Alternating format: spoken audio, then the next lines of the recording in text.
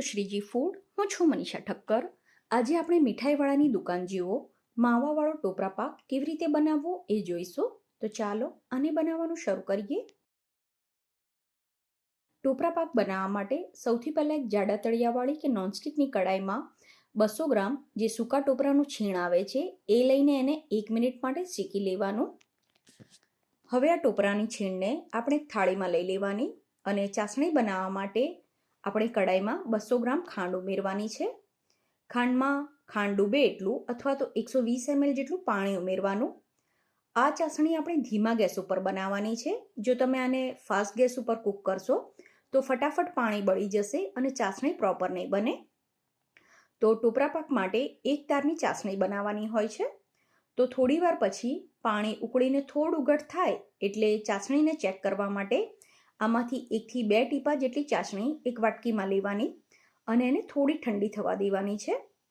જો તમે પહેલી વાર આ રીતની ચાસણી બનાવો છો તો ગેસ બંધ કરી દેજો અને ચાસણીને ચેક કરી લો. પછી જરૂર લાગે તો ફરી ગેસ ચાલુ કરવાનો. અત્યારે મેં ગેસ ધીમો રાખ્યો છે.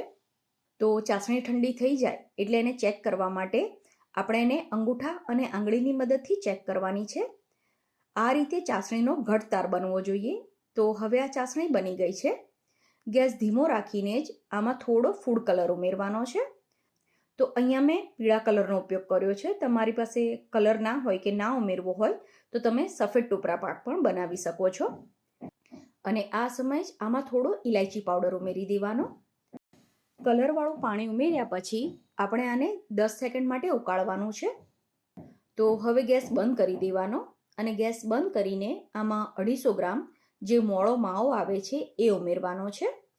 તો માવાને હાથથી મસળીને કે છીણીને ઉમેરવાનો જેથી એ ચાસણીમાં સરસ રીતે મિક્સ થઈ જાય. માવો મિક્સ થઈ જાય એટલે આમાં જે ટોપરાનું છીણ શેકીને રાખ્યું છે એ ઉમેરવાનું. બધી પ્રોસેસ આપણે બંધ ગેસ ઉપર જ કરવાની છે. ગેસ ફરીથી ચાલુ નથી કરવાનો. તો ટોપરાનું છીણ પણ આમાં સરસ રીતે મિક્સ થઈ ગયું છે. છેલ્લે 1 ચમચી જેટલું ઘી ઉમેરવાનું જેથી ટોપરા પાકનો સ્વાદ પણ સરસ લાગશે અને એમાં મોઇશ્ચર પણ રહેશે. હવે ટોપરા પાકને સેટ કરવા માટે ચોકીમાં કે થાળીમાં ઘી લગાવી દેવાનું અને પછી આ ટોપરા પાકનું મિશ્રણ એમાં લઈ લેવાનું છે. ટોપરા પાકના પીસ થોડા થીક હોય એટલે આ રીતે એને થોડું થીક જ સ્પ્રેડ કરવાનું. પછી સ્પેચ્યુલાથી કે વાટકીથી એને લેવલમાં કરી દેવાનું અને ગાર્નિશિંગ માટે ચાંદીનો વરખ કે પછી સમારેલા બદામ પિસ્તા ઉમેરવાના.